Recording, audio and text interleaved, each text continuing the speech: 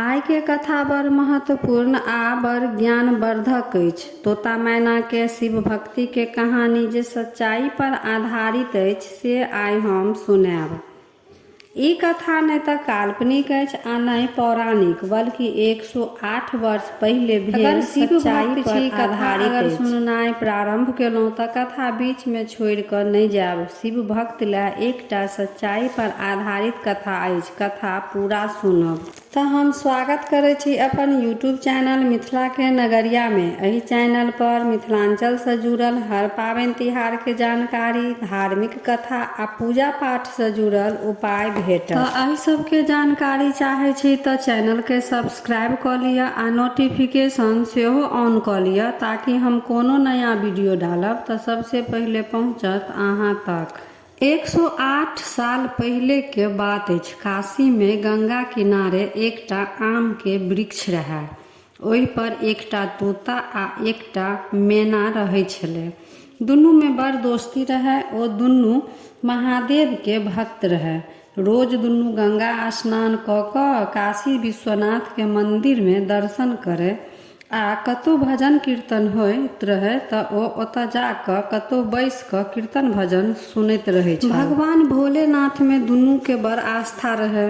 गंगा किनारे कनी दूर पर चाची के एकटा दुकान रहे, जे कि कचौड़ी, जिलेबी आ सीताफल के बनल सब्जी बेचैत रहे। तोता आ मैना रोज ओहि दुकान पर पहुँच जाय। चाची रोज अलग से एकटा पात पर कनी सब्जी, कचौड़ी आ जिलेबी निकालि कऽ रखि दै छलै।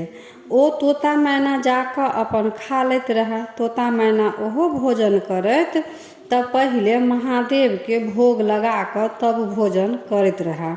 अहिना अपन जीवन कटैत रहै।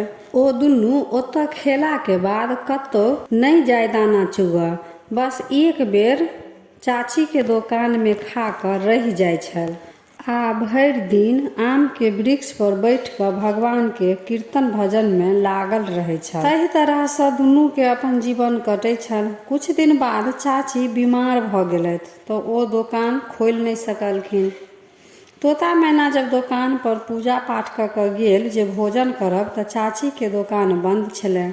दुनू सोचलक जे भऽ सकैया चाची के कोनो जरूरी काम हेतनि, तैं ओ आइ दोकान बंद केने छथि। ओ दुनू दोकान पर से घुमि कऽ आम के वृक्ष पर आबि कऽ बैठ गेल, कियाकि ओ चाची के देल खाना खाइ छल आ कतौ ओ जाइ छलै नहि।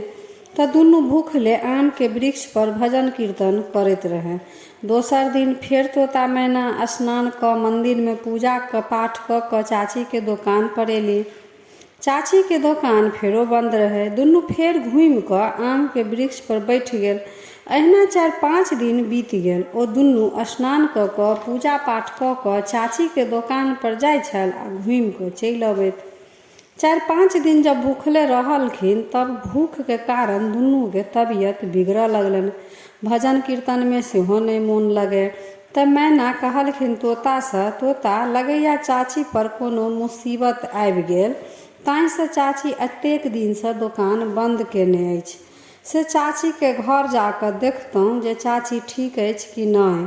दुनू चाची के घर आबि कऽ देखै अछि तऽ चाची बीमार भऽ कऽ बिस्तर पर लेटल छल आ चाची बड़ कमजोर से भऽ गेल अछि। चाची के देख कऽ लौट कऽ मंदिर में भगवान भोले भंडारी से कहै अछि जे प्रभु जी, चाची बहुत बीमार अछि, ओ हमर अन्नदाता अछि। अगर चाची के कुछ भऽ जायत तऽ हमरा सबके भोजन के देत। दुनू भगवान भोलेनाथ के खूब प्रार्थना करै छथिन आ दुनू एक पैर पर खड़ा भऽ कऽ तपस्या करऽ लगैया।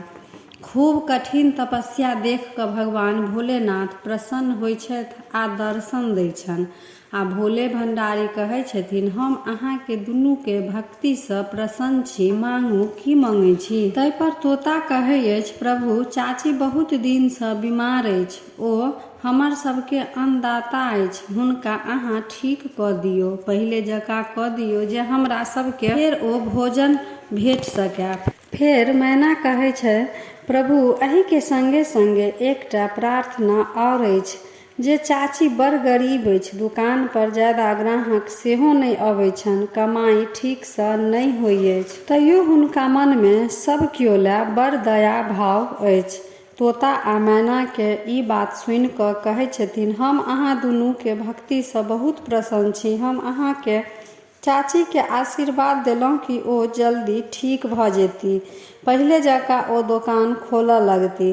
फेर महादेव कहै छथिन, तोता आ मैना, हम तऽ चाची के ठीक होइके आशीर्वाद देलहुँ, ठीक भऽ जेती, लेकिन बात रहल आब हुनकर कमाई के, तै ला माता अन्नपूर्णा के हुनकर पूजा करू, अन्नपूर्णा खुश हेती, तखने चाची के घर में बरकत आयत आ कमाई बढ़त। तब तोता आ मैना माता अन्नपूर्णा के पूजा पाठ में जुटि जाइ अछि। माता अन्नपूर्णा के खूब मंत्र जाप कीर्तन भजन करऽ लगैया। माता अन्नपूर्णा तोता मैना के भक्तिसँ प्रसन्न भऽ जाइ छनि आ दर्शन दै छथिन। तऽ तोता मैना के कहै छथिन, मांगू, की मांगै छी? तोता मैना कहै छथिन, मैया, हमरा अपना लए कुछ नहि चाही, चाची बहुत गरीब अछि, हुनका कमाई बढ़ाउ आ हुनका कमाई में बरकत दियौन। तोता मैना के बात सुनि कऽ माता अन्नपूर्णा कहै छथिन, हे तोता, हे मैना, हम चाची के आशीर्वाद दै छी कि हुनका कमाई खूब हेतनि, हुनकर दोकान पर खूब हुनकर बनायल भोजन में अतेक स्वाद एतनि जे दूर दूर सँ लोक सब हुनकर भोजन करय ला एतनि आ हुनकर कमाई में खूब बरकत हेतनि। अतेक कहि कऽ माता ओतऽसँ विलुप्त भऽ जाइ छथिन। तब फेर तोता मैना सब दिन जकाँ गंगा स्नान कऽ कऽ महादेव के पूजा कऽ कऽ चाची के दोकान पर अबैया तऽ चाची एकदम स्वस्थ आ दोकान खोलने बैठल रहै छथिन। चाची तोता मैना के देखते एकटा पात पर कचौड़ी, सब्जी आ जलेबी दऽ दै छनि। ओ भगवान के भोग लगा कऽ भोजन कऽ लैया।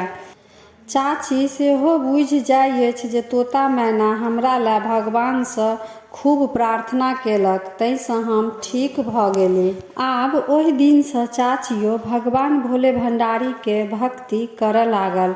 अखनो बनारस में चाची के दोकान हुनकर नाती पोता चला रहल छनि आ खूब ग्राहक के भीड़ लगल रहै छनि। तऽ ई छल सच्चाई पर आधारित एकटा कथा। तऽ वीडियो केहन लागल से कमेंट जरूर करब आ नीक लागल तऽ शेयर, लाइक, सब्सक्राइब कऽ कऽ मैथिली भाषा के सपोर्ट करब। हर हर महादेव।